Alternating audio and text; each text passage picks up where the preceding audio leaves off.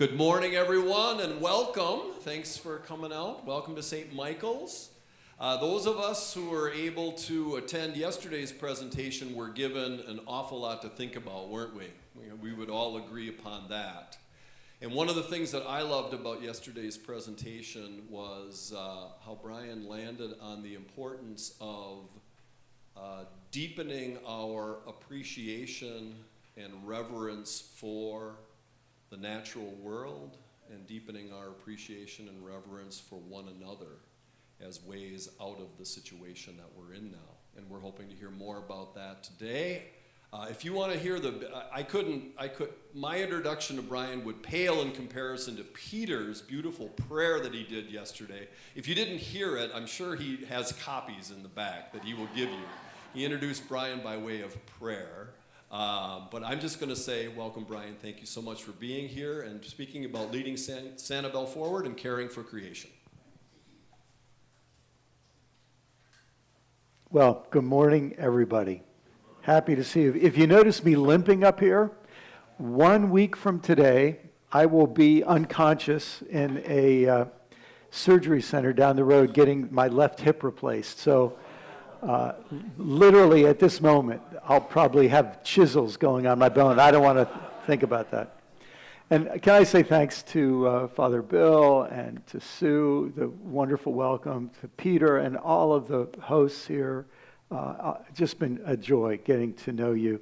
We don't live that far apart, but I feel I'm even closer with neighbors here as someone who lives down on Marco. I'd like to keep my comments brief because really the important thing will be our discussion this morning. But I have a list of 12 ideas for you. And so the bulk of this talk is going to be throwing out ideas under a couple of different categories. But first, let me just say, having lived since around 2009 down on Marco, your kind of sister island that didn't have as much common sense as you did about protecting the natural beauty. Can I just complain about Marco for a minute? You may know this, but what was considered the fourth most important flyway for migratory birds in the east of the Mississippi, fourth most important flyway, had a critical stop on Marco Island. It was the first place for fresh water when birds were coming up across the Gulf of Mexico. I've been out, with a friend who has a boat 40 or 50, 60 miles offshore this time of year, or maybe a little later, when the birds are returning, the migratory birds are returning, and they're so exhausted that they have landed on our boat, and literally we saw like 5 or 7 birds. I held up my fingers and birds landed on my fingers, little warblers. They're so tired from that long, long flight across from the Yucatan or even farther south. So they would get to Marco. It was the first place they could get a sip of fresh water. And shortly into the development of Marco Island, people were really bothered by this freshwater little pond and sort of a marsh or swamp around it, and because it bred mosquitoes. So they pumped salt water into it to kill all the life, and then eventually, of course, there's a tiny little remnant of it, but it's salt water now. Just an example of, people weren't thinking back then. They weren't thinking. And so here we are, and I want to make a few comments about what it means to live on an island, and then we'll jump into these 12 ideas. There's something about living on an island that makes you feel responsible for things. You have a shared sense of responsibility for the earth and for each other. Partly, I think, because the boundary of water helps us feel that we're really connected to a place. And for those of us here in the Gulf, since I moved here in 2009 to 2011, sort of gradually, the sea level has been rising about 1/2 inch a year, between 1/4 and 1/2 inch a year. So that means since I moved here, 8.5 inches of sea level rise. I'm a sea turtle monitor for a stretch of uninhabited islands 6 miles, stretching 6 miles south of Marco. Some of you have heard of Cape Romano or maybe been down there on a boat. And it's in these years, every summer I go out once a week or so and part of a team that we protect the sea turtle nest and then gather data on the hatchlings.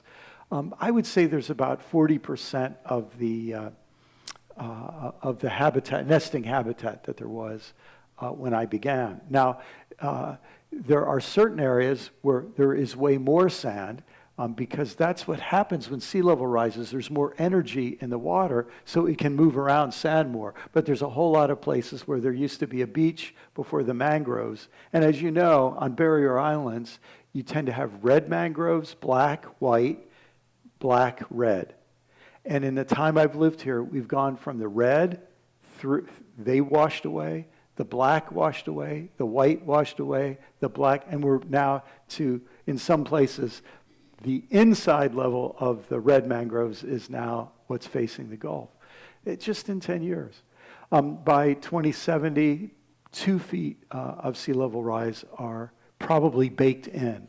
And between now and 2100, it's very hard to predict because we don't know what's going to happen with the 2 major ice shelves, one in the Arctic, one in the Antarctic, that could raise the sea level very, very rapidly. And when you hear people talk about tipping points, they're talking about things that could happen that don't produce incremental change, changes that happen that produce relatively sudden change. Of course, everything that we call incremental is actually sudden in the big scheme of things, but for us, we're on a different time frame. Because without knowing there was no malice in this, in the beginning at least. We discovered a buried treasure of concentrated energy in the form of coal and then oil. And human beings are attracted to energy. As individuals, that's called food. But as civilizations, it's called fuel. And so you know what we've been through in the last 20 years or so here at this part of the world. When I first moved here, I moved here with mixed feelings because I have known how much trouble we're in since I sort of did my deep dive into environmental issues back in 2006, 2007, when I wrote a book called Everything Must Change. And so we moved down here from Washington, D.C. I love the natural world here. I love the 10,000 islands, the Everglades, the Gulf. I love it all. Took a walk and just watching the amazing shells. And this morning, I've never seen as many sea urchins with all their spines washed off. It just was a huge, some of you were out walking this morning, you saw it too. Something I haven't seen. Always new surprises. I love it here. But I was sort of moving here with this awareness that we're in a fragile area, and we who live here should love this area, knowing how fragile it is and how many people are making decisions who don't give a rip about any of it. And if that makes you angry, that's okay. Anger is an important emotion for human beings. I've come to see, many of you know Richard Rohr wrote a book about this, his last book, that was called The Tears of Things. And he helped us understand that anger is an expression of love. Anger is love protecting what is in danger. And grief is a form of love. Grief is the love that persists when what we love is gone. And when we tap down, it's because of our love that we get involved in action to protect things that we love, that we know are precious. But when I moved down here, I wanted to get involved. And first thing I discovered, some of you will remember this, is that our state government had told state employees they weren't allowed to use the word global warming, climate change, or sea level rise. And this was unofficially official, and maybe officially unofficial, but it was a message. And I asked state employees, and they told me, yes, they had received those emails telling them not to use those words. Nonprofits who received state funding, who were dedicated to the environment, had to voluntarily scrub their websites of certain terms. And I began attending the Collier County, there were some hearings that were held about, they didn't want to say sea level rise, so they just said SLR, which you might have thought was about a camera lens, but it was actually about this. And they couldn't say sea level rise, so they, in the public meetings, so they talked about nuisance flooding. Oh my gosh. You all know about nuisance flooding. I was so impressed with the people who had to walk this delicate line of trying to address the issue and not have their funding removed or get fired. They had courage and cleverness. One of their acts was they put out an invitation to middle school students to write essays about the ecology of the region. And a middle school student won, and they had her read her essay, and she didn't have to follow any of the rules. And man, she had a rip-roaring essay, and the applause she got, it was like a little child shall lead them. She told the truth that everybody had been biting their tongues. But there was one moment that I remember sort of sent a shiver up my spine, and that people in this crowded, in Naples at the county courthouse, you could just feel it through the room. They'd hired a professor at Gulf Coast University to be the lead of this study of impacts and suggested mitigations of impacts. And this is very close to a direct quote. His words stuck with me, and I pulled up my phone and tried to get exactly what he said. The flood that will destroy Southwest Florida will not be a flood of water, but a flood of uninsurability. And of course, many of us know about that already. We've been experiencing that. And so here we are, and we love this area, and we want to do what we can.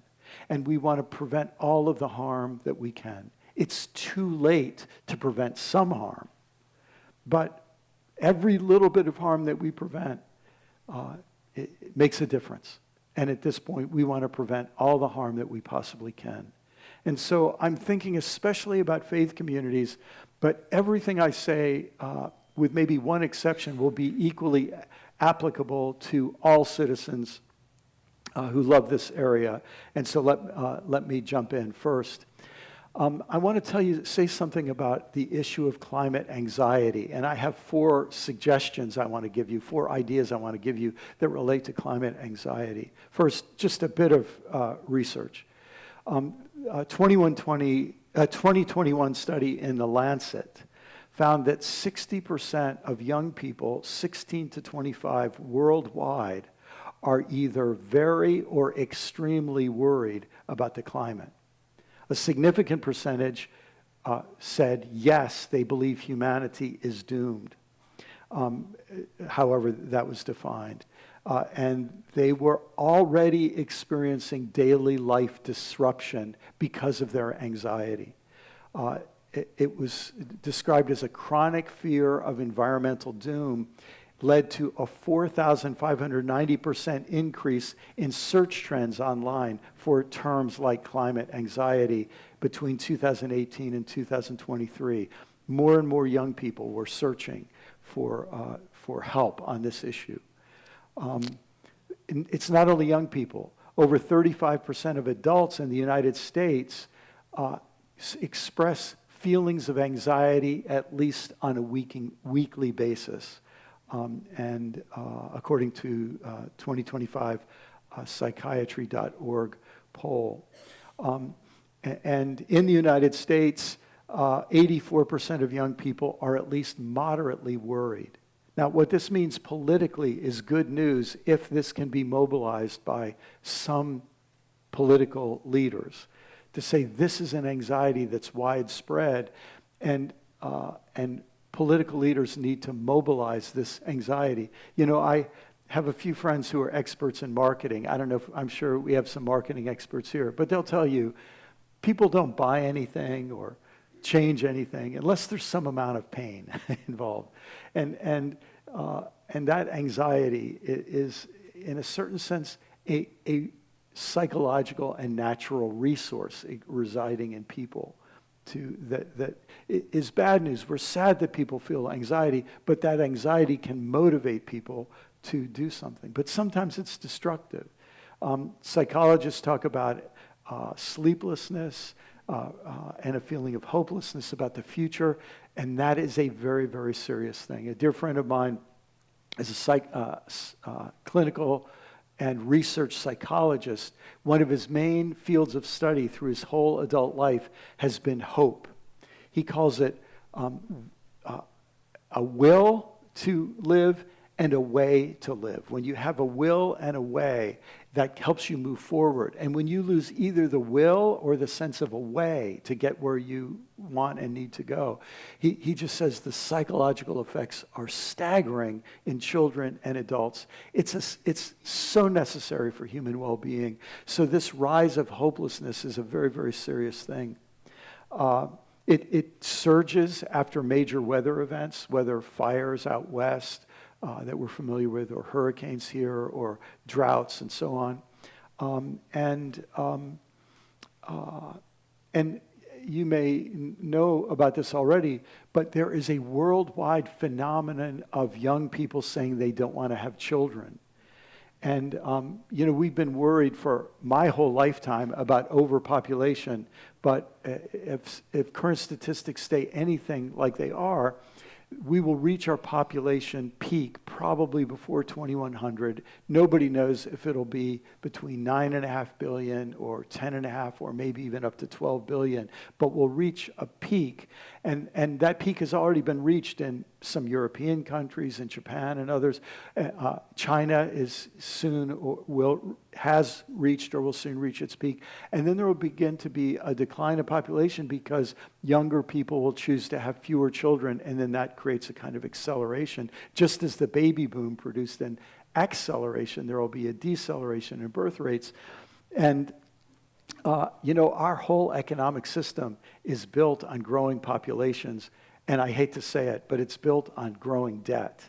And when we reach this peak, it's going to create changes that none of us are fully aware of. I remember one of the numbers I was afraid to put in my book in 2007, but I felt I needed to, is I said, if I did a bunch of research on this question, if we wanted human beings to live at something close to a current level of standard of living. And so what scientists have done is they've picked the basic European standard of living, because the American standard of living, everybody agrees, is unsustainable.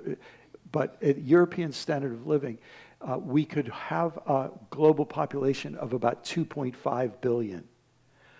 So you might think, well, that sure is a lot less. But when I was born, it was around 4 billion. And it was 2.5 billion, not too far back before then. So this would be, we're going to reach a peak, but this phenomenon of intentional chosen childless, there's intentional childishness, but childlessness is very, very real and creates a great deal of anxiety. If you're interested, a young woman named Britt Ray, W-R-A-Y, wrote a powerful book called Generation Dread. And it was a nonfiction book. It had a little bit of memoir in it, though, because as she wrote the book, she was trying to decide whether she wanted to have children herself. And this intense feeling was part of what drove her, motivated her to write this book. So this leads me to a handful of ways that I think faith communities especially, but any group, could be helpful. First, I think we're going to have to form climate anxiety refuges, places where people can deal with their climate anxiety. So number one, we have to create safe places where people can acknowledge their feelings, ask questions, and process the responses. You may have heard there are actually things being set up around the world, so this could be done here, called climate cafes, where you simply put out the word that on these 4 Thursday nights at this church or at this restaurant or at this bar, there's going to be a place where somebody's going to lead a brief discussion and people can ask questions, and there'll be an opportunity for conversation about climate-related anxiety. Second, one of the things we know that helps people with high climate anxiety, it's not the only thing, and we're very unwise to tell people there's only one solution to anything, but is climate action. So helping people get involved in some sort of action becomes important. Now, I want to be very, very frank here. I'm not a believer in giving people false hope, okay? I want to tell you, I am for all the individual things we do. Switching, I've got solar panels on my home. I've got, I have hybrid cars. And I'm for us reducing meat in our diet. It turns out one of the most significant things we can do is significantly reduce, especially the red meat, but all meat, and switch to plant-based proteins.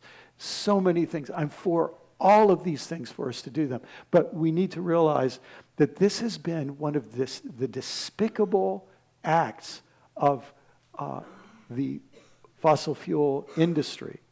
They have actually tried to shift the burden for solving the problem that we have, or addressing the problem we have, onto us as individuals. They put money and research behind this communication campaign so that we would feel guilty about things and never hold them accountable. The ultimate changes we need are systemic, and they're they involve collective action. They involve political leadership and economic leadership. So the individual action is important, but that individual action, to me, is like putting on, it's important, but it's important for our own psychological well-being so that we can feel our lives are more congruous with our vision, but it's also important as a kind of gateway drug into political action that really, really will become important in every election for the rest of our lives and all other political action. So involving people, giving people ways to get involved. All of the things that are already happening on Sanibel Island for environmental preservation. You understand, you're not only helping the environment, you're helping every person who gets involved to reduce their climate anxiety, an anxiety that can become destructive, but by helping them just do something with other people to be involved. If you need help, many of you are familiar with Third Act, started by Bill McKibben and others, that invites people over 60 to get involved in a wide array of causes. But of course, Bill has been a special leader. And if you're interested, he has a Substack, and you can follow his work, and all of the good work of Third Act. They're an excellent organizing community. And Bill has become a dear friend, and I have so much, he's really one of my heroes. An amazing woman, two amazing women, wrote a powerful book. What's happening to me right now, right? Ayanna Johnson and Elizabeth, but Ayanna Johnson is a young oceanographer who co-wrote a book called All We Can Save. It's a collection of essays by women, and with a high percentage of women of color. And it's a very, very powerful book. I highly, highly recommend it. She's written another very good book since then. But out of that book, All We Can Save, they formed All We Can Save circles they'll provide you, you don't have to pay anything or whatever. They'll provide you information on how to create small groups to discuss climate and climate anxiety and so on. So that's the second. When we can get involved in collective action with other people, it really helps, and we can get those sort of things going. And it doesn't have to be big and expensive. Just giving this for a few people, you can see where it leads. Third is assistance with choices. Now, this involves helping young people talk through and think through whether they want to have children. But it also, when we expand that to other choices that need to be made, and I could imagine churches being a place where this kind of thing, clergy could lead this. There might be lay people who are therapists and counselors in congregations who could assist this. But we get out the word that, twice a year we have one session with an available follow-up session, something like what we've done here this weekend, that we tell people we're going to help you think through the most important decisions related to climate change. Whether you have children is a big one. Not so relevant to some of us here in this room, but it might be to our children or grandchildren. Second, career counseling, helping people make career-related decisions, really a big deal. Third, how to improve your general lifestyle. For example, here in Florida, we have an amazing organization called Solar United Neighbors, SUN. And they help people form co-ops to get solar energy. And when you get a group of people doing it together, you can then put out bids that allow the prices to come down significantly because you save the contractors that you choose from having to advertise and having to go and come and go and come. They can go and just get a whole bunch of houses done all at once. Assistance with choices, real estate choices.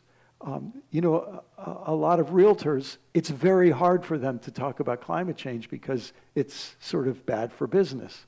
But there's another side of this that our real estate is one of our biggest investments in life, and helping us think what are wise investments in our real estate to protect our real estate and so on. I can imagine this having a big deal being a big deal for us. Now, can I just tell you, politically we're in a mess right now, but technologically is the place where there's bright spots. The increase in adaptation solar-wide of solar energy is really, really positive. The technological improvement in battery storage, really, really encouraging. And having a few people who do, it's not that much research, 3 or 4 hours of research that some people really love.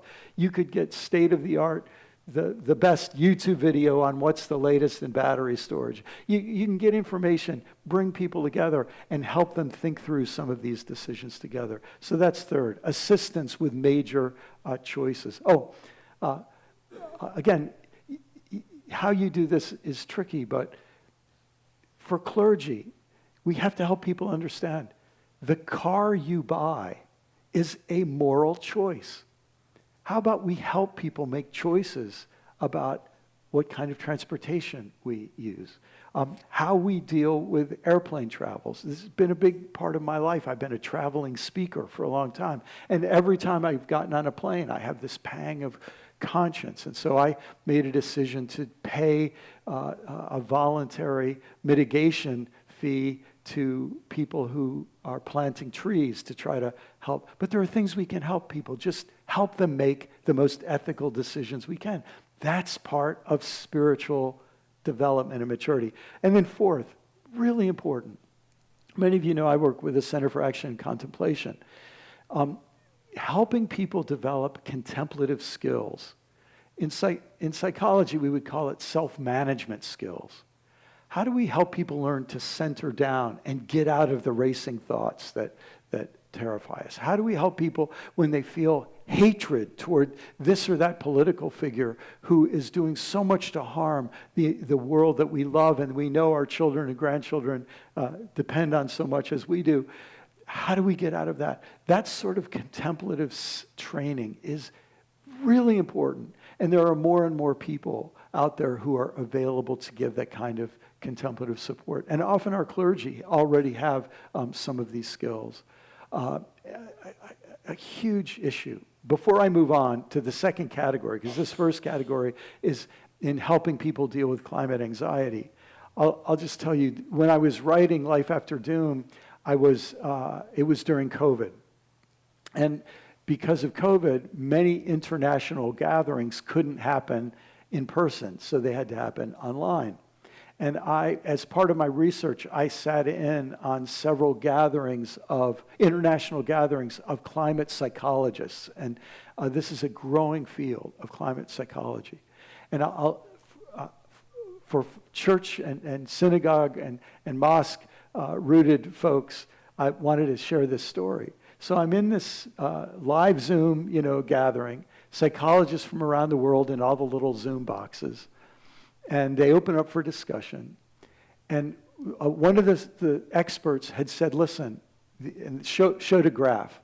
Here is the rise we've seen in climate-related therapy, people coming in for climate-related therapy. It goes like this. And then her next slide, here is what we anticipate in the next 20 years. And, a hockey stick rise. And she said, there is no way all of the schools in the world could produce enough professional therapists to meet the need. And she just lets that settle for a minute. And she says, we're going to have to talk about how we can deliver the therapy needed to people for whom climate anxiety is going to be the greatest psychological threat of their lives. And she said, and so they have some discussion. Somebody said, maybe we have to think of Alcoholics Anonymous. They help people form small groups. Maybe we need to create these sort of self-forming small groups. People said, yeah. Somebody else said, wouldn't it be great if we could get churches and other faith communities to host these kinds of things? And then there was this sort of silence, like, could that ever happen? And I believe it could happen. And I came off of that call just thinking this is an incredible opportunity. If you want additional research on this or additional support, a dear friend of mine, a UCC minister from Massachusetts named Jim Antal, wrote a book called Climate Church, Climate World. And it is a book that, in a sense, he's speaking to churches because he was a minister in the UCC, but this would apply to synagogues and other faith communities as well. But what he's basically saying is, we are needed in a way we have never understood before. I'll come back to that on my last item. I want to keep moving here. So secondly, I think faith communities can play a role in challenging the status quo. So number 5 idea is keeping the issue visible. A quick anecdote. I got a call in end of February last year, so just about a year ago. And a woman who leads an organization that mobilizes high wealth people to give money to progressive causes called me, or she emailed me, asked if we could have a phone call. And she said, I just want to tell you, I love your book. It's super important.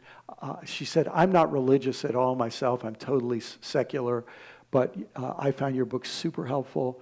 And all of the foundation leaders that I work with, foundation managers, I've sent them a copy of your book, and we're having a discussion on it. And she said it's really helping because these foundation leaders know that they're trying to give money to causes that work. And they're aware that many of the causes they're giving to are behind the times in what needs to be done and what's really going to make a difference. She said, so I really wanted to thank you. But the real reason I'm calling is I wondered if you know what's happening. And many of these foundation organizations that had an explicitly environmental focus were being told, we're receiving letters, emails from the Department of Justice saying you're being investigated for a violation of the Sherman Antitrust Act of 1895 or 3 or whatever it is. Anybody remember the number? Anyway, the Sherman Antitrust Act. And there was no explanation. And it was having a chilling effect across these organizations. She'd received one of these letters. And if one of the organizations had the money to pay a lawyer to find out what was going on, and apparently what was going on is a threat was being made to these organizations that if you ever speak against fossil fuels, we can accuse you of violating the Sherman Antitrust Act because fossil fuels are major stockholding companies, and you would reduce the value of their stock. And in so doing, you're interfering with, the U.S. economy, which is interfering with national security. And it's just this cascading acceleration of language that would make it, and of course, as far as I know, I haven't talked to her in probably 6 months, but nothing had been done. Just the letter went out, but it seemed to be a sort of scare tactic to say, you better stop saying anything negative about fossil fuels. Do you understand? It starts to take real courage for people to say this reality of climate change and the larger ecological overshoot that we're dealing with is not a hoax. The hoax is to say it's a hoax. And so to work together with people and keep the issue visible is important, but it can be scary. And so I'd like to offer you 2 very positive ways to keep the issue visible that faith communities could excel in. One would be that you could do this as an individual congregation, or you could get the congregations of Sanibel together. But you start giving an award to a hero every year. And you try to pick a hero who your attention will really encourage and elevate their work. You could make it more than one hero if you want. You could have an educator of the year. You could have an activist of the year. You could, all kinds of things you could do. But to celebrate heroes could be a phenomenal thing that faith communities would be just great. It would be great work for you to do. Second, and something that could go along with this is to help the people involved in this work know that you see their work as God's work. You see their work as sacred work. Quick anecdote. When I lived in Maryland, before I was a sea turtle volunteer, I volunteered in helping study and preserve the rarest turtle in the world, which happens to live in Maryland. It's a tiny little turtle, 4 inches long, called a bog turtle. Very cool little creature. And they are very threatened because they have very strict environmental requirements. And so it was fun. I would put on hip waders and be in muck up to my knees, and it was a lot of fun, if you like that sort of thing. And I was out volunteering, and this one day we're all in muck and looking for these little creatures in fens or bogs, and I'm surrounded by biologists. So the woman next to me was a biology professor from University of North Carolina. And so she assumes I'm a professor too. So she says, where do you teach?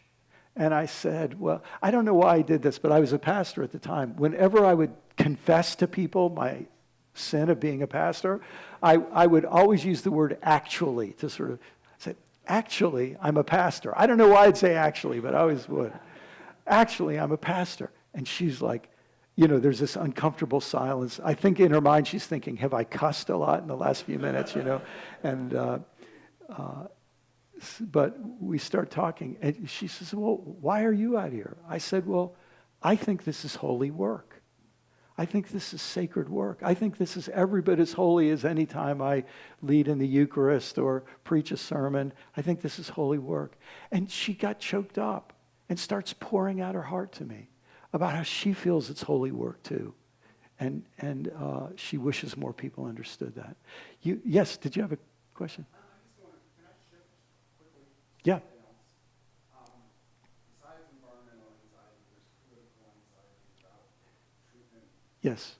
insurance, Yes. country right now. And I think of the great movements of when churches came together. I think of my own past, which was civil rights, Yes. and it was on Vietnam. Yes. And I feel like besides the obvious issue of global warming, Yes. we have something like, 20 miles away. Yeah. It doesn't hit us in Sanibel. Yes. And I'm struggling with that because in Connecticut I did march and I did hang banners Yes. about the illegal, the horrible arrests in Connecticut. Yes. And I know that's a whole different thing in Connecticut than it was in Florida. Yeah. But really, this Yes. for our churches. And so what do we do as churches? Yes. So on that issue, I'm actually going to come back to that later, but let me just say right now, in respect to the sincerity and importance of your question, you're absolutely right. And my last public act before replacing my knee next Monday, I'll be at the Alligator Alcatraz Vigil next Sunday afternoon at 4. A bus leaves from Fort Myers. You just need to contact the UU congregation. Can you help with people?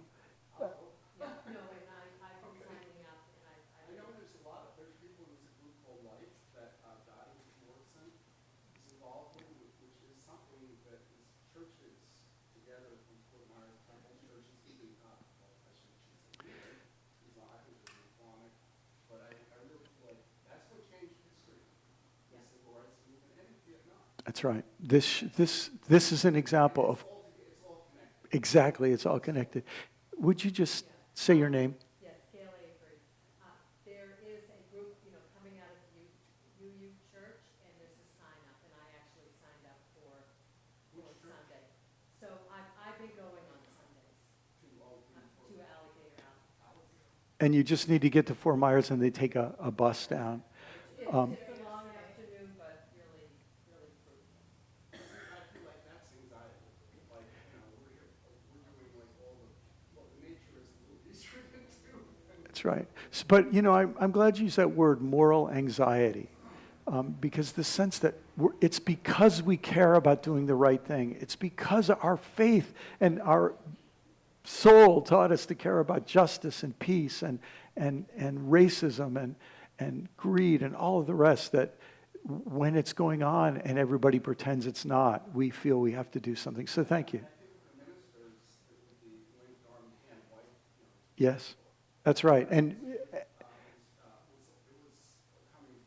in fact, if you get down there, it's a beautiful sight to see faith communities, including the indigenous Miccosukee people and the faith community. In fact, I want to move on, but I'm so glad you brought this up. I'll just tell you something I won't forget. You might have heard this as well, Gail.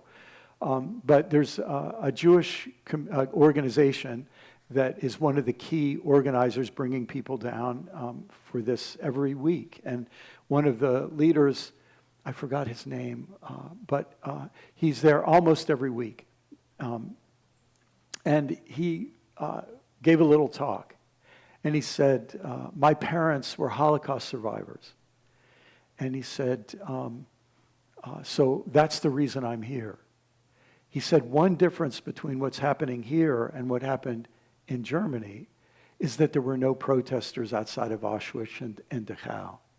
And in the sense that he said, I'm going to make sure that that doesn't happen here, that there will be people raising their voices, And so thanks for bringing that up. Yes. Just to keep moving here. So keeping the issue visual. Number 6, clergy to clergy outreach. Now, what I'm about to say could be difficult, but it could be very, very significant. I'm going to guess that on Sanibel and in the area here, I know in the area here, there are a whole lot of clergy who would never understand caring for the environment as a moral act. Their theology turns them away from it. And they would also never understand cruelty to immigrants to be a matter of morality and a whole number of other issues.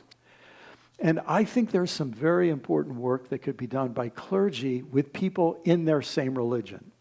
So Jewish clergy speaking to other Jewish leaders, Christian clergy, Protestants speaking to other Protestants, Catholics speaking to other Catholics, and Muslims speaking to other Muslims, and so on, where clergy could be involved in speaking to other clergy and saying, I noticed that, we had an event to bring churches together. I noticed you didn't come, and I'd love to talk to you and hear about that from you. And just to build a relationship, not a combative relationship, but a relationship that creates some sort of invitation. Clergy sometimes wish they had some help from a fellow clergy to up their courage level. That could be an important thing. Number 7 is clergy. So 6 is clergy to clergy. 7th is clergy with. And when clergy get together, Jewish, Christian, Muslim, Buddhist, humanist, get together and walk together, march together, show up at the state representative or the county and the federal representatives. When clergy get together, it can be very, very significant. And so clergy with other clergy, clergy with, I'm speaking very frankly here. Often if a clergy member shows up at an elected official's office, they think it's cute. Isn't it nice? They're doing something like this. If that clergy person can bring 2 or 3 wealthy members of their congregation with them, it ups the impact of both. And because of the power of money in our system, it can be a very savvy thing for clergy to show up with some wealthy people in their congregation. I could tell you some stories, but I'll keep moving.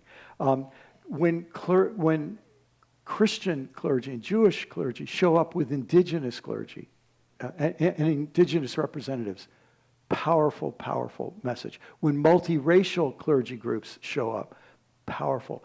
And when clergy can find elected officials who they can stand together with, very, very powerful. Number 8, joint action. When a diocese, a denomination, or interfaith collaborations like you have here on Sanibel can engage in joint action, this can be a powerful thing. And we're in an Episcopal church. Many of you know Marianne Buddy's leadership in the Episcopal Church.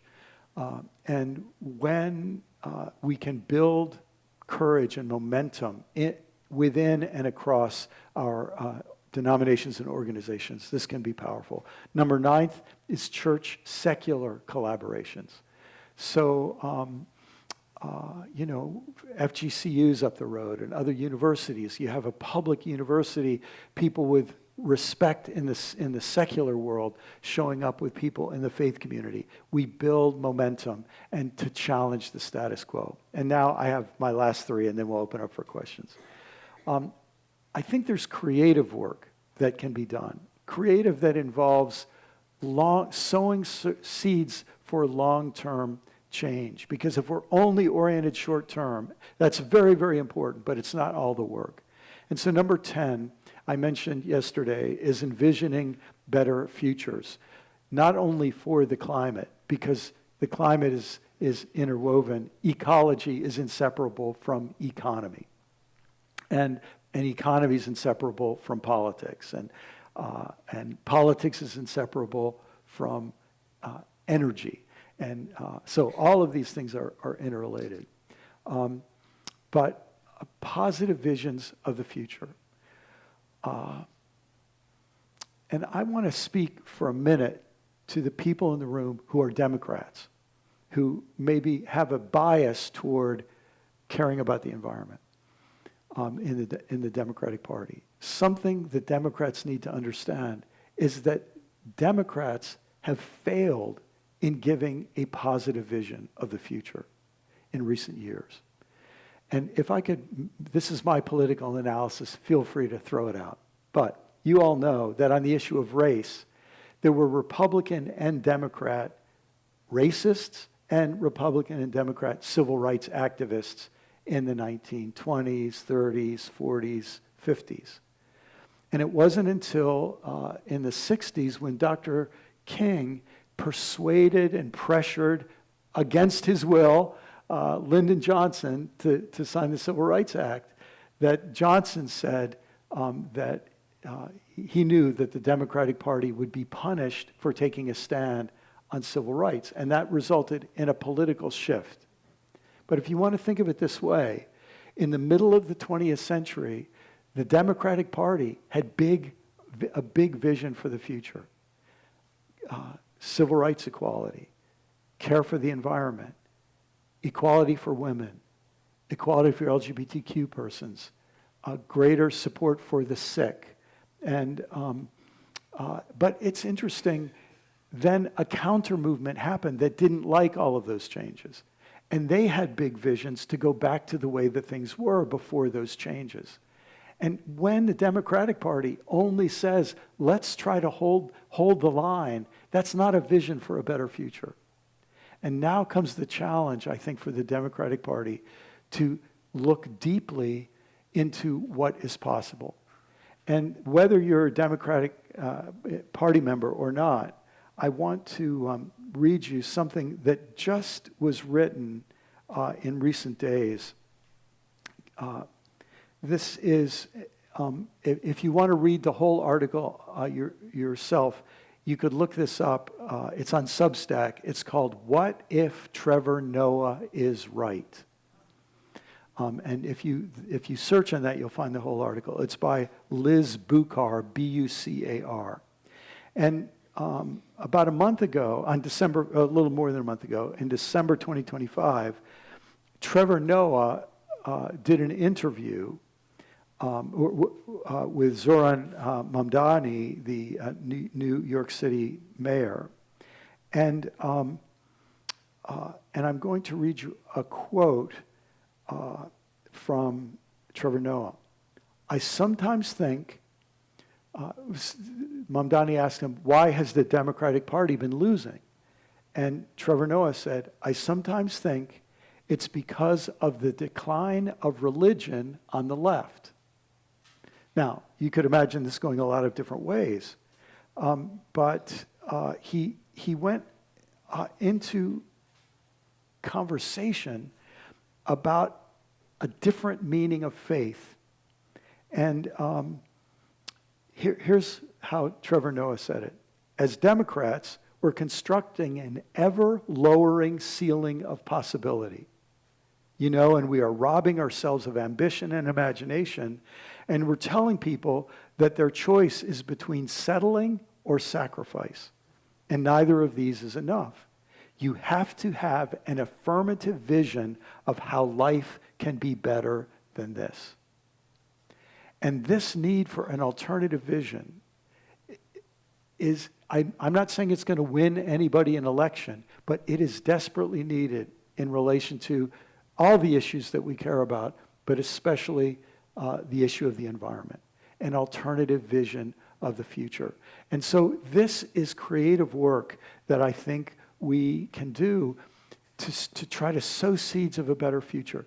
This is why Dr. King's I Have a Dream speech, you see what it did? I have a dream where black and white children will play together as equals. I have a dream. He made it concrete. He made it visual in the imagination. And we need to do that.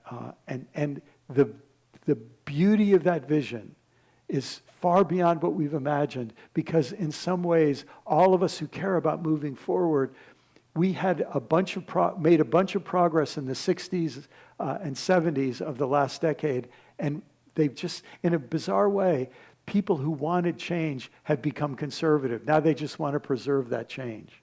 And that's not an option. We need a new vision of change. Faith communities can deliver that.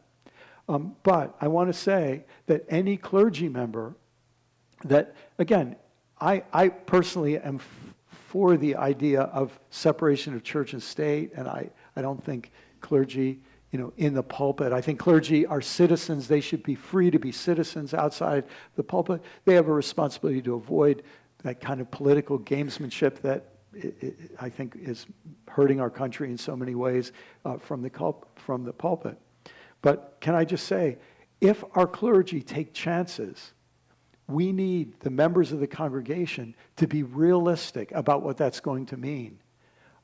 And here's where the rubber meets the road. I'm speaking to the clergy here. They know what I'm talking about, especially if you have the habit of standing at the back of a church at the end of the service and people come and shake your hand. I call it the elbow moment. It's where, when I was a clergy, I was standing there shaking hands, and then somebody grabs my hand, they pull me in, and they grab my elbow. It's sort of like spiritual judo. I didn't appreciate what you said about X. And the little message there is, one more time, buddy, and my offerings disappear, right? Well, listen, we're held hostage if we let that sort of thing rule. But what that means is folks who want the clergy person to have courage better have some additional generosity to make up for the cost of that courage. Message given, message received. I think it's important. It's really important on this issue, and I'm happy to answer questions about that. Last two things, we'll open it up. I think our congregations need to institute a preemptive option for the young. We have to think about young people in everything they do, because almost all Christian congregations and Jewish congregations have a rising age rate. And it's so easy for older people to only care about older people because the other people have become invisible. And I think every leadership board, every vestry or session or diaconate or whatever, every organization, religious organization, needs to institute a preferential option for the young. How can we help young people? Not just how can we help them get in our church. How can we help them as human beings? No young person wants to be brought into a church of old people as fuel for their energy to keep the thing going. But they do, if there's a place that genuinely cares about them, we'd all be surprised how many young people wish there was a place where they could be part of a multi-generational community. Quick story. A friend of mine who's an Episcopal priest in upstate New York, very senior citizen-oriented congregation, small congregation, 40 to 50 people on an average Sunday. She was out in public with her collar on and met this young woman with 2 children. The children were kind of alternative kids, sort of goth kind of kids, dressed not in a button-down shirt, let's say. And they start talking, and the woman says, I have 2 kids, I'm a single mom, I want my kids to get some sort of moral education and stuff. And she says, I don't know, am I allowed to come to your church? Do I have to make a reservation or anything? And many of us who are part of church are shocked to know how scary it is to go for the first time. And the fact that this priest was wearing her collar in public, it was like a clergy person. I might get to talk to them, And so this family of 3 started coming to the church. And April is the name of the priest. She said to the teenagers, hey, would you ever want to get together? It's only, brother and sister. Would you ever want to get together and just talk about stuff? And one of them said, you mean like a youth group? And she said, well, yeah, it could be a youth group. And she says, I've always wished I could be part of a youth group. Now, you might be surprised how many young people are out there who have never been invited to be part of something that would accept them as they are. They think you need a membership card to be welcome to something like that. And so she told me it's been this sort of wonderful thing that happened from a chance encounter with a woman on the street that has led now to teenagers who are excited about bringing their friends, because this is a place where they can talk about things that really matter. And that's a preferential option for the young. And then finally, I just want to say this and see if there are any questions about it. We can talk about anything.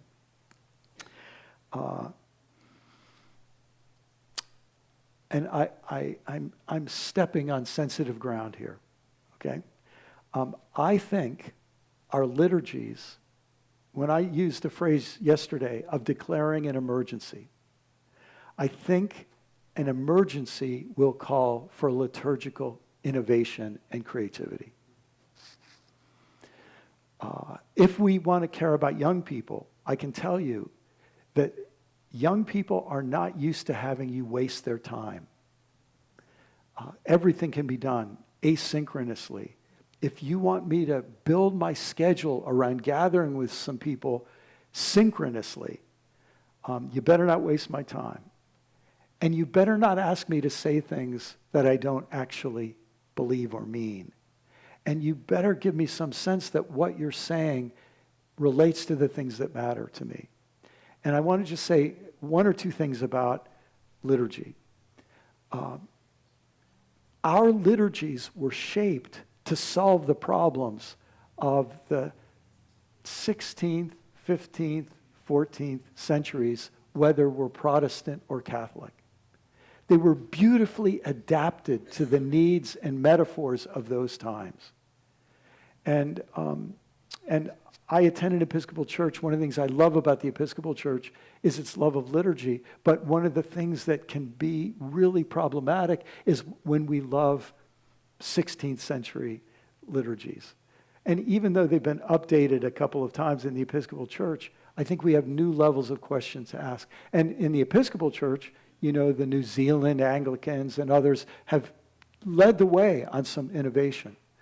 But I think the kind of innovation that could happen in the next 10 or 20 years would make Thomas Cranmer come out of the grave and do a jig. I can't do it too much right here, but because Thomas Cranmer, he was a poet who used the language of his day to create one of the most beautiful liturgies that has ever been created. And what could happen for liturgical innovation in the coming years could be deeply, deeply, deeply exciting. And I just want to mention two elements of this that could be very exciting on Sanibel Island. For us to get specific and not just talk about creation, but to talk about wood storks and white ibis and snook and tarpon, and to talk about gopher tortoises and burrowing owls and snail-eating kites, and to celebrate the glory and beauty of the natural world that is local and indigenous for us, to make this a key part of our liturgy so that every time people go out, they think, these things are holy. We name them in our place of holiness. These things are sacred. And I think it would also change the way we refer to God. Because of the hierarchical systems that we come from, much of our language for God is oriented toward power and domination. And I think there's other language for God that would be very evocative and healthy for us. I've always loved music, and I was a songwriter. I still write music. But when I was a pastor, I wrote songs that we sometimes used in church. And I won't remember this lyric totally, but this was me probably at age 27 trying to do this. I had a song that went like this: life beginner, galaxy spinner, rainbow bender, rainfall sender, thunder flasher, color splasher, may you be glorified. And it was a way for me to name God in relation to the beauty of the natural world. I think so much is waiting for us to explore there that could make every Sunday that we show up help us move into a new vision of God and the world. So thank you very much. We'll open up for questions. Yes? We're going to use the microphone so everybody on live stream can hear. I just want to give a big amen to music. Yeah. Go Bad Bunny.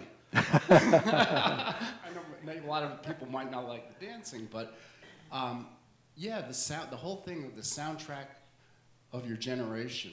Yeah. Well, we got another generation coming along. Yeah. They like a different kind of music. Yeah.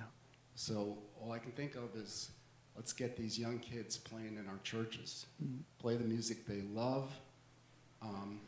I did go to a Catholic church years back, and a really cool teenage rock band came in and played in the mass. Mm-hmm. They got some pretty big pushback. They didn't get to come back. But anyway, we need to get them in making that joyful noise in the genres Yes. they love. Yes, thank you. I appreciate that. Yeah. Other questions, thoughts? Right up here, and then we'll go to the back. First, I like your haircut.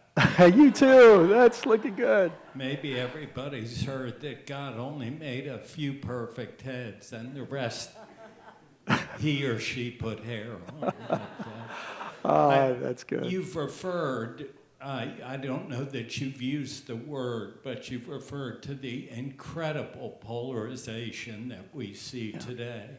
And I wonder, you also referred to Marianne Buddy. I don't know if I'm pronouncing her Yes, name that's right. But I wondered if you're familiar with the work of Tim Shriver. She Yes. had him come to the National Cathedral and speak. And I wondered what you think of his work. Yes. In fact, Tim has become a friend over the last 8 or 10 years. And Tim Shriver, from the kind of famous Shriver family, has been trying to help people to bridge divides and find values that bring us together. And it's very, very hard because people are spending billions and billions of dollars trying to separate us. They're designing algorithms to try to pit us against each other. And so it's not like we're on a level playing field. It's like we're playing soccer uphill. So the work of trying to bridge divides itself is seen as a political statement. Because when the only goal is to win, then you don't want to heal, you want to win. And maybe you'll heal, but only after you've won. And I think it creates real challenges right now. I think for all of us who are of paler skin, this could be a great time for us to try to go back and think about the issue of civil rights in this country and how, in a way, the message of let's not disrupt, that always favored the power of the people in power. It always favored white people, because to address the issue of racism meant disruption of the polite white status quo. So this is where it really gets tricky. And Tim is not trying to get people to say everything's okay, let's just stop caring. Tim's trying to draw us together to say what are our deeper common values that will bring us forward.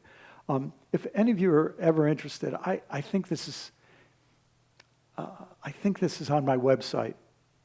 If you were to go to my website and search on the little search bar, the 5 electorates, you'd find a little piece about this, where I try to explain why I think this division is so intensified right now, and why I think a way for us to try to heal the divides is just what Tim says, going to these deeper values. If I could say it like this, if we were to take our most extreme right wing and our most extreme left wing. Actually, I don't think this is true.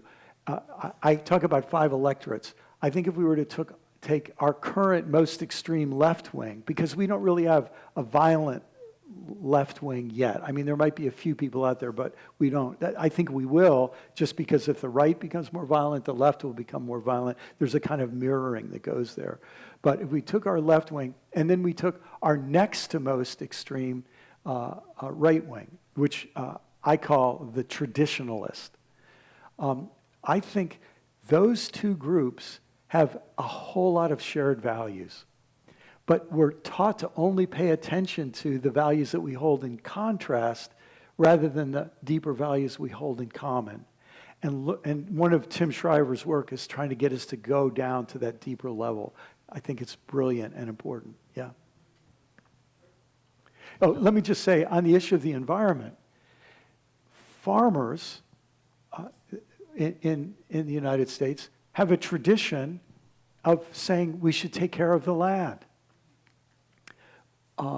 There's a lot of history to that, and that began to change in the 1980s, where farmers, there was literally a huge initiative to tell farmers, stop thinking like farmers, start thinking like businessmen. So that's a whole story. There's documentaries available on that. But older farmers still have that set of values that they learned from their parents and grandparents, and there's so much that could be tapped into there. Yeah. Yes. really enjoyed you as a very engaging speaker, but I got to tell you something.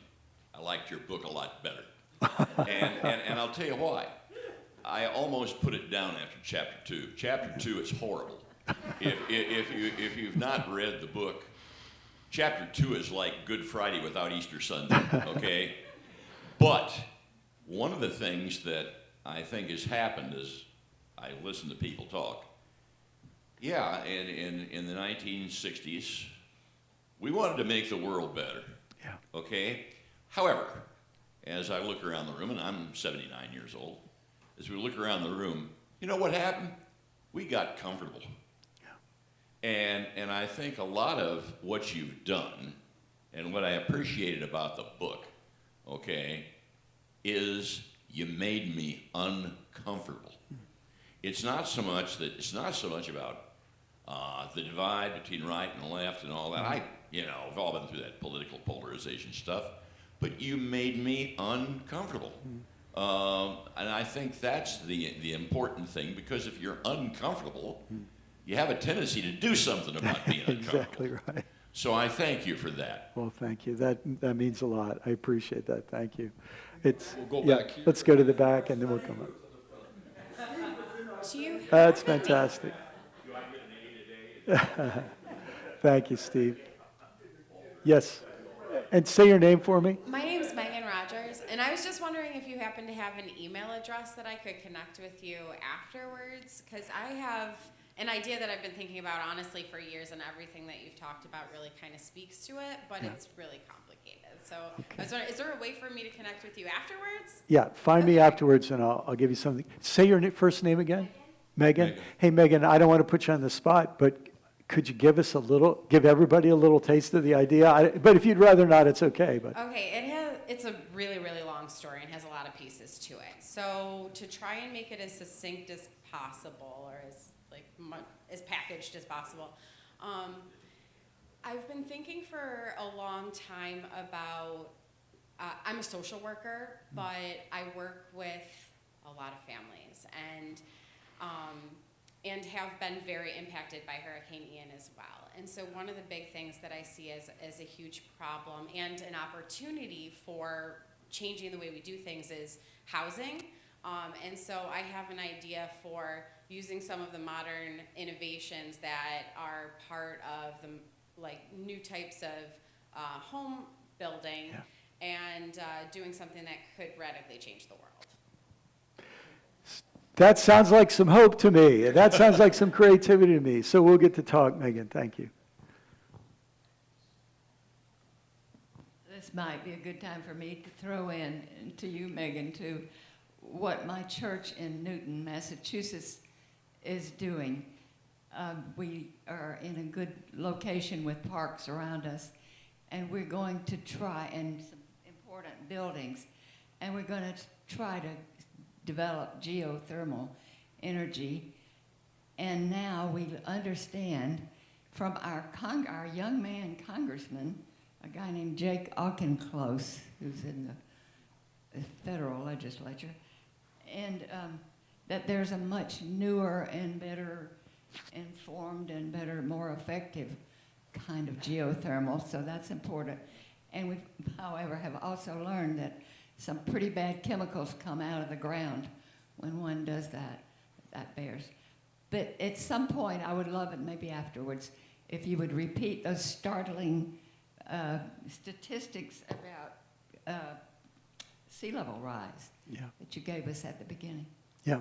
Well, first, thanks for sharing that, and just for mentioning, because I'm a writer and I get to do research, and I'm sort of a nerd and I love research, it is so exciting seeing breakthroughs that are happening. In a certain sense, we haven't been creative in the area of energy for the last 150 years, apart from fossil fuels, because fossil fuels are like magic. I mean, I wrote about this in the book. When you see what fossil fuels can do, it's just amazing. It's like crack for an energy high. But now, as we're saying, well, it's got, like crack, it has some negative impacts. And so we're looking in new areas, and creativity is being put to new possibilities. And very exciting breakthroughs. And, we're all tempted to say, this is the silver bullet. And I'm glad you say, here is a good idea, but maybe there's some negative consequences. So we got to keep working and keep thinking. And we have 150 years of history and thinking about how to better use fossil fuels. So we shouldn't expect to be at the peak of our game yet. We've got a lot to learn about this new area. So thanks for mentioning it. The statistic is a half inch, between a quarter and a half inch per year in the Gulf of Mexico. Yeah. So if you do the math on that. Yes? Let me just say that I grew up in a family mainly of members of the Democratic Party. Well, there were some exceptions. But then I spent some time when I was in New York area working for the Republican Party, working for members of the Republican Party in the federal government during that administration. Yeah. And I just think that party I worked with was such a different party than the Trump party of today. And I just wanted to ask, is there any way all of us can begin to work to help return that more progressive, thought-provoking, conservative, but nevertheless Republican Party that cared about our country again? Yeah. So this is really a great question, and probably outside the scope of both my expertise and our topic this morning. But maybe what I could do is say that question says, we need better politics than what we've got now. Would I get an amen on that? And you see, this doesn't just apply to one party. This says the whole system could be better than it is now. And when we have people of faith who believe that this is how God works, God takes us where we are and says, hey, it's time to grow. God takes us where we are, it's time to grow. God takes us where we are, it's time to grow. If that becomes our message, and I don't think any of us feel it's as good as it gets, so that becomes our opportunity now. Thank you. Mary Kay Haas, and Hi, I Mary am Kay. interested in your view of the future as we all think about where things are headed and the role of AI in it. Yeah. Potential for good and also the potential for control and using up so many of our physical resources Yes. that we don't have Yes. what we need. So first, thank you for that question. Mary Kay, is that right? And I think your question basically summarizes what I'd say, is there's great potential for help in AI. Equally great, maybe greater potential for harm, depending on who controls it and how it's used. I think as those of us who were together yesterday know, I think one of the underlying stories of what's happening in our world now is more and more wealth and power is being shifted to a smaller and smaller percentage of people. And they're the people who control not only the hardware upon which AI works, but they control the software upon which AI works. And one of the greatest dangers to this is that AI can be not only a magnifier of our intelligence, but it can be a magnifier of our biases. And biases have had a lot of interest in me. I mentioned yesterday, I have a little ebook on my website called Why Don't They Get It? Overcoming Bias in Others and Yourself that might be useful to you. But also there's a podcast from the Center for Action and Contemplation I do that's called Learning How to See, and the first 2 seasons are about bias.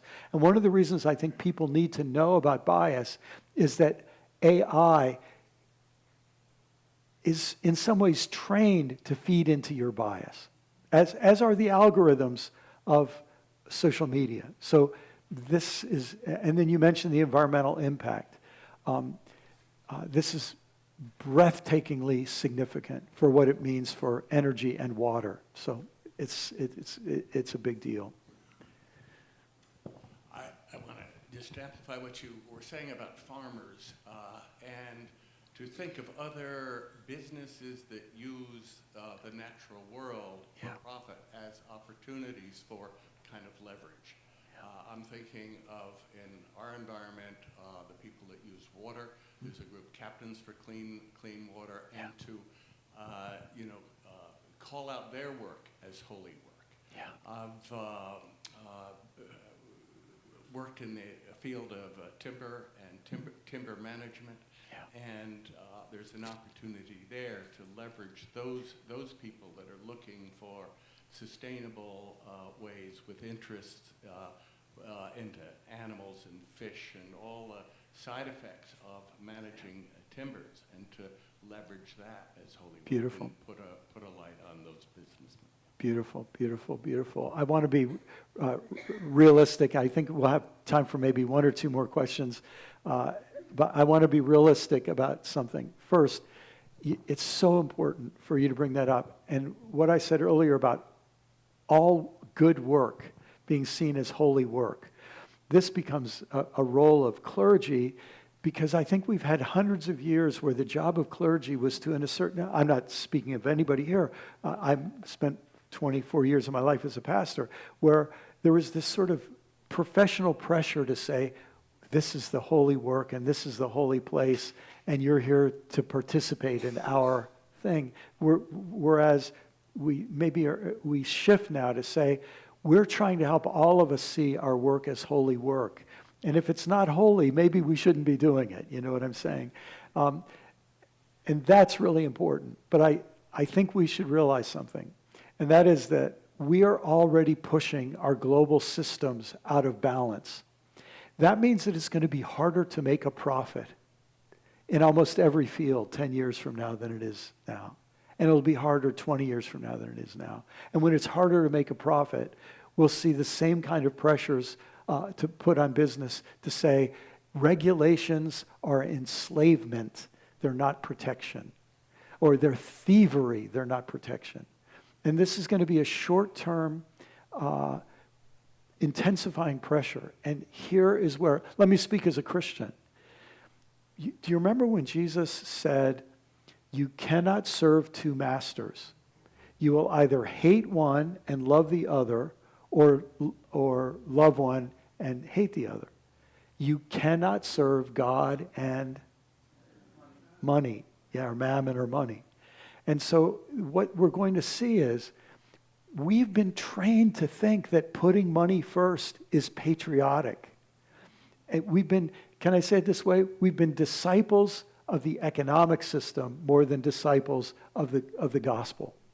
And there are versions of this conversation that can be had in every religious community, but this becomes really, really important. And this is going to be one of the areas of change. And people have been talking about this for a long time. I'll just mention very briefly. When I was researching for this book back in 2007, 2006, Everything Must Change, I met a fellow named Todd Johnson, who was a lawyer.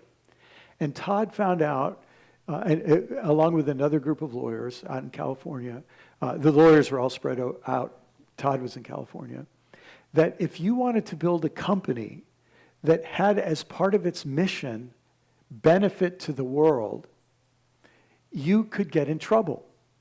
Because there were laws that said maximizing shareholder return is the only legitimate purpose of a business. So they had to create he's a lawyer, he's very smart. They went to the tax code, and the most corporations are S corps, which are related to shareholder return. So they got the idea of creating a new category in the tax code called a B Corp. B stood for Benefit Corporation. And it was creating a new legal category to say you could start a business that that cares about shareholder return, but also cares about social and environmental benefit. And we needed to create a legal category. It just tells you that it was illegal to start a company that would bring benefit. And so these are changes in consciousness that we have to struggle with. Now look, if you know about this, there have been problems with the B Corp. There's been a kind of B Corp greenwashing that happens. But that's how life goes. We create a solution and then we create a problem. So that's why the work continues. Maybe this will be our last question or two questions. Yeah. We have left a word out of all the wonderful words we placed in here today. And it's a word that I think everybody understands, or more or less they do, and that is stewardship. Yes. We are in charge of the universe that we've been placed in. Yeah. And it's everything, absolutely everything. And contrary to what you just implied, there's plenty of businesses that attract other people Yeah. because they have a higher calling. Yes. When you have a higher calling in a business, employees like that. They get motivated by it. Now, the bulk of the people are not. But the research is increasing. Look up the word servant leadership, and there's lots of stuff out there. And it's heavy-duty research. That's And it says, contrary, the business world in the world met 10 years ago and said, you know, we have to engage ourselves with building community. Yeah. Now, in a shorter thing, or closer up, there are lots of churches that are highly successful. In every community, you will find a couple that are booming. Go examine them. The church that I'm in is dying because these pastors kept talking about their biases, and they drove people out. Still got it going on today. You want to leave, but you got to be part of the solution. So there is enormous things going on in the world. Very positive energy. You got Elon going up outer space with his servers, and you got somebody else drilling to the center of the earth, pulling out energy that requires no fuel. I mean, it's just all over the place. So thank you for being here. I really appreciate you gave me a great idea. We got in Wisconsin an organization called Wisconsin Servant Leadership. And it's all volunteer. Yes. And we have roundtables every month, all over the state. And I'm going to introduce some of the ideas you gave me. Maybe we should, in the future, think through how some of these biases could be unique groups within the roundtables. Beautiful, beautiful. Thank you very much. Thank you. Yep. Was there one more? So, as a parent of two 20-somethings who I think are very engaged, but you mentioned the statistic about anxiety in young people, and you know, so often in my own family, you look to your own family, the elders in our family, I think, don't often understand or minimize the problems and the anxiety that our kids face. And I think they also minimize how hopeful and inspired they are, and they are looking for real solutions. So I wonder how you could speak about the hope that you inspire in the younger people in your family, and something we can leave to our children. Yes.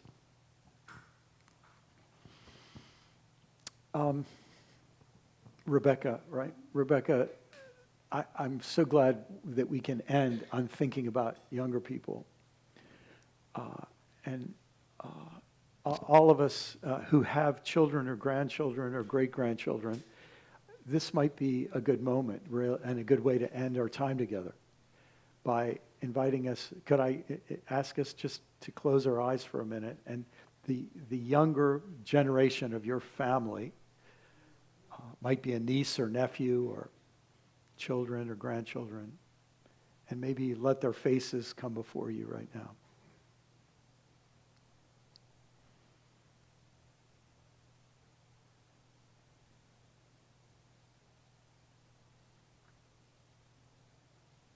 And you can open your eyes and think about these young people who you love, and we think, what kind of world do we want them to inherit? And I'm pretty sure they're not going to get it, the kind that all of us would want them to inherit. They're getting something that's worse than that. So then we think, what kind of skills do they need to live in that kind of a world?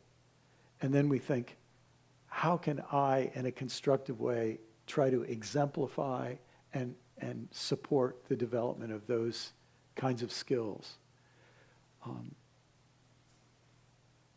And I think there's going to be a lot of stress for them. And they're facing a lot of problems already that are harder than any of us faced. And I don't think it's going to get easier. I really hope I'm wrong, but I think one of the things we owe our children and grandchildren is realism and honesty. We can afford to be unrealistic if we're going to die soon. But when you're 20, you can't afford to be unrealistic. You've got a lot of years ahead. And if you're going to have children, you've got to be realistic about what they're going to face. And so I think what that means is that we have to, every time we look at our children and grandchildren, to look with the eyes that have a sense of respect for the challenges they're going to face. Any of us who are prone to give easy answers to children, don't be that guy. Don't be that woman. Let's really respect the challenges they're going to face. And one of the things I think our kids are going to need is they're going to need to pay attention to how to create little circles of sanity. Little circles where they can draw together with people, family and friends, and say, I've got your back, you've got my back, we're going to be there to help each other. And that set of skills is a matter of survival, I think, going forward. And I'm going to just trust that some creative ideas come to all of us of how we can look, the eyes that we look on the younger generations whom we love, to say, you got some challenges ahead. And we want to be there for you. And we don't want to tell you, why don't you just pull up yourself by your bootstraps and that kind of BS that might have worked for us when we lived in a world where every year there was more and more wealth available. We're going to have some challenges. And maybe things will get better, and that will have all kinds of great impacts. But maybe they won't in the short term. And I think we want to suggest that kind of strength. Let me say it this way. All of us who are older can remember when we were young, and we knew some older people who, when they came around, we just thought they live in a different world than I live in. We met other older people who we thought, I want to be like them. They have something I need. I think we can say, here's the role I want to have in their lives. I'm so glad for your question, because what it does is it helps all of us to think about what we do for people who will be here long after we're gone. And that is a very, very important question. Thank you so much for your attention. It's been a joy to be with you. Thank you. Brian and Grace, on behalf of Island Interfaith Network and St. Michael's, thank you so much for being here. Thank you all for coming out this morning. Blessings on the rest of your day.